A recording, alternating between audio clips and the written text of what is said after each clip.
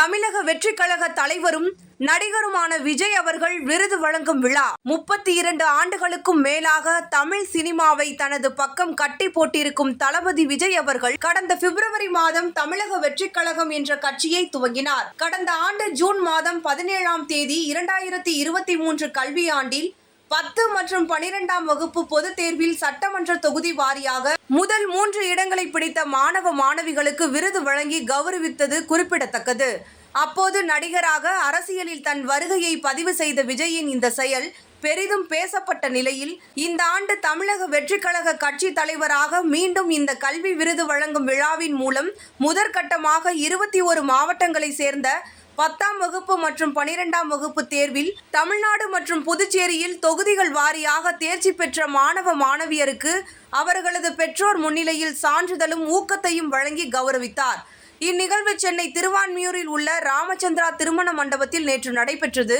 800க்கும் மேற்பட்ட மாணவ மாணவியர் நிகழ்வில் கலந்து கொண்டு சான்றிதழ் மற்றும் ஊக்கத்தொகையை பெற்றனர். இந்நிகழ்வில் மாணவ மாணவியர்கள் மற்றும் பெற்றோர்கள் முன்னிலையில் விஜய் பேசிய போது, நடந்து முடிந்த பொதுத் தேர்வில் சாதனை படைத்த என் தம்பி தங்கைகளுக்கும் அவர்களுடன் பெருமையோடு வந்திருக்கும் பெற்றோர்களுக்கும் இந்த விழா சிறப்பாக நடக்க காரணமாக இருக்கும் ஆனந்த் அவர்களுக்கும் தமிழக வெற்றி கழக தோழர்களுக்கும் மற்றும் என் நெஞ்சில் குடியிருக்கும் நண்பா நண்பிகளுக்கு என் நெஞ்சார்ந்த வணக்கங்கள். உங்க எல்லாரையும் இங்கு சந்திப்பதில் பெரும் மகிழ்ச்சி. இந்த மாதிரியான நிகழ்ச்சிகளில் சின்னதா 2 நல்ல விஷயம் சொல்றதை தாண்டி வேற என்ன சொல்ல முடியும்? வருங்காலத்தில் நீங்க என்ன ஆக போறோம்னு ஒரு கனவு, அதை பற்றிய சிந்தனை எல்லாமே உங்களுக்குள்ள இருக்கும். அதே சமயம் ஒரு சிலருக்கு என்ன பண்ணலாம்னு தன் எதிர்காலத்தை பத்தின சின்ன சந்தேகம் ஏற்படலாம். அவங்க எல்லாத்துக்குமே நான் சொல்லிக்கிறது ஒண்ணுதான், எல்லா துறையும் நல்ல துறை தான். எந்த துறையை தேர்ந்தெடுத்தாலும் அதில் உங்க 100% உழைப்பை போட யாரா இருந்தாலும் வெற்றி பெறலாம். மருத்துவம், பொறியியல் மட்டும்தான் நல்ல தொழில்னு இல்லை. உலகத்தரம் வாய்ந்த டாக்டர்ஸ், என்ஜினியர்ஸ், லாயர்ஸ்னு நிறைய பேர் இருக்காங்க. நம்ம கிட்ட இல்லாத ஒன்று நல்ல தலைவர்கள். தலைவர்கள்னா அரசியல் மட்டும் இல்லை, எல்லா துறையிலும் நல்ல தலைவர்கள் தேவைன்னு சொல்ல வரேன்.